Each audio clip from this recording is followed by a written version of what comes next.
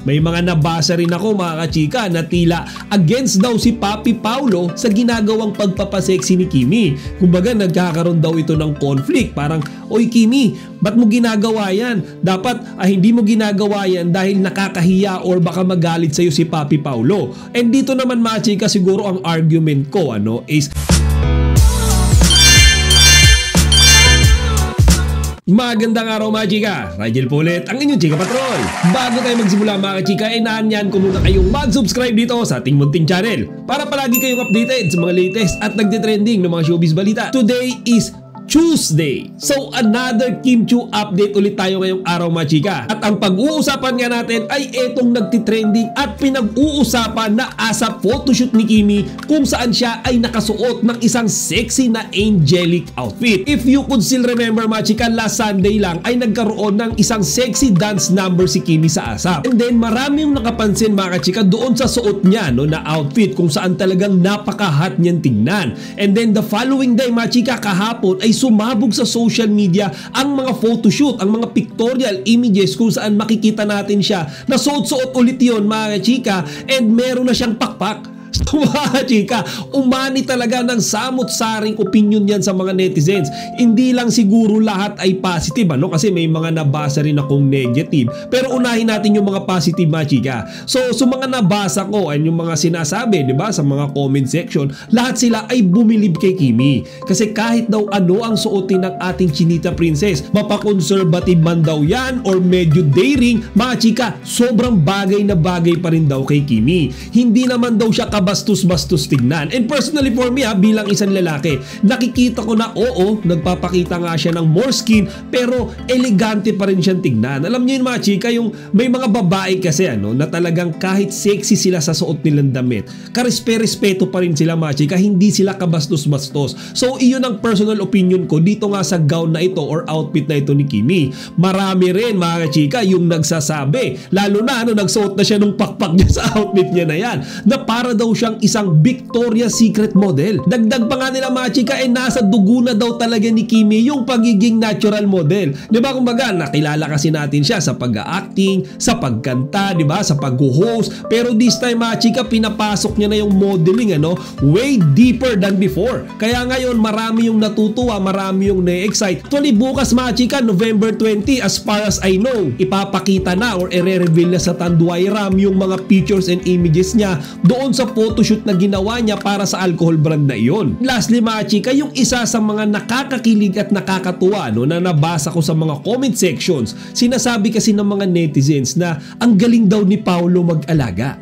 Diba? So chika, dito na napasok si Papi Paulo. So ang sabi kasi nila, si Kimi daw before nung nakay Xian Lim pa, para daw tuyot, para daw losyang, para daw walang buhay. Ngayon daw mga chika, nung si Papi Paulo na yung nasa buhay ni Kimi, nag-glow daw siya. Diba? Sa lahat ng kanyang mga photoshoot, mapasexy man daw yan or hindi mga chika, makikita daw si Kimi na talagang alagang-alaga sa kamay ni Papi Paulo. So mga chika, masasabi ko lang dyan sobrang tama sila. Diba? Nakikita natin hindi lang kasi sa katawan If you would look closely sa mukha ni Kimi mga chika, mapapansin nyo na sa facial expression niya talagang masaya siya. I think isa na si Paulo mga chika sa dahilan noon kung bakit talagang lively na lively siya ngayon. Kasi syempre mga chika, iba talaga kapag yung nag-aalaga sa'yo ay yung taong mahal mo. Mga chika, those are the few positive comments that I read. And like what I said earlier, kung merong mga positive, mayroon din ng mga nagsabi na hindi ganun kaganda. Ayon kasi sa ibang mga netizens mga chika, medyo daring daw talaga yung suot ni Kimi. Kumbaga ayaw kasi nila na mawala yung imahe ni Kimi ng pagiging conservative na dalaga. And in some way mga chika, I do understand them kasi feeling ko pinuprotektahan lang din nila si Kimi na mabasdos ng mga netizens, lalo na ng mga kalalakihan.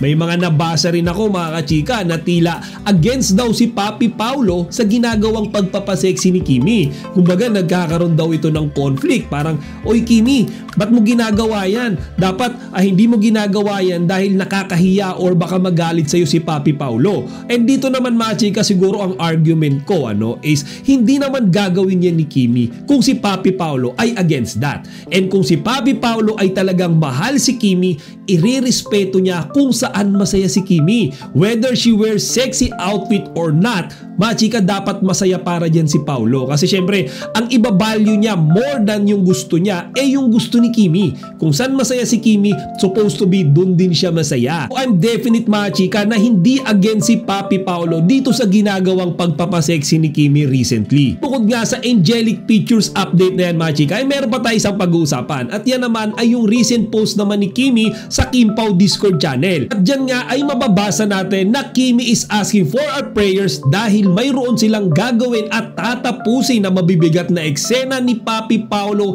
para sa kanilang first ever movie ng magkasama. So after nga i-post yan ni Kimi mga chika, dalawang reaksyon lang yung na-feel ng mga tao, lalo na tayo ang mga Kim Pao fans. Yon ay ang excitement at curiosity. So naku-curious tayo mga chika, ano kaya itong mabigat, heavy na scenes na gagawin ngayong araw ng Kim Pao? Yan ba ay related sa action? Yan ba ay mabigat na drama? Or meron bang mga patayan dyan? Or meron bang iyakan dyan? We don't know mga chika, pero nakaka-excite, diba?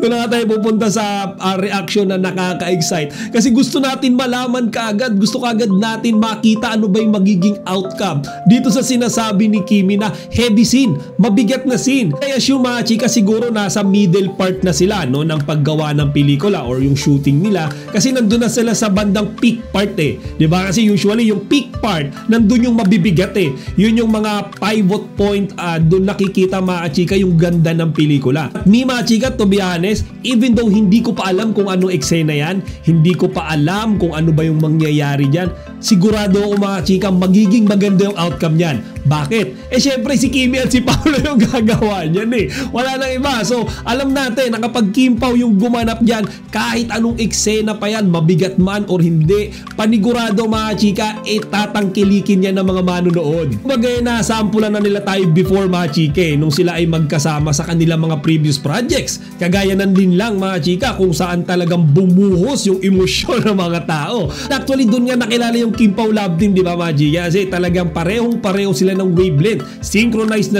si Kimi tsaka si Paolo, kaya nagustuhan sila ng mga tao. And then pangalawang resibo natin dyan, syempre yung What's Wrong with Secretary Kim with Direct Chad Vidanes na siya ring magde-direct ng My Love Will Make You Disappear. So dyan palang mga chika, confident na tayo na talagang kapag ang Kim Pao ang magkasama, paniguradong successful yan. Kumbaga yung mga projects nila na yan na pinagsamahan, humakot yan ng mga awards. Kaya hindi na rin ako magugulat mga chika na kapag etong My Love Will Make You Disappear ay na-release, panigurado mga chika, magiging box office din yan sa takilya. O siya mga chika, hanggang dito na lang muna. Sana wag nyo kalimutang ibahagi ang inyong mga opinion dito sa comment section. Chika Patrol, signing out!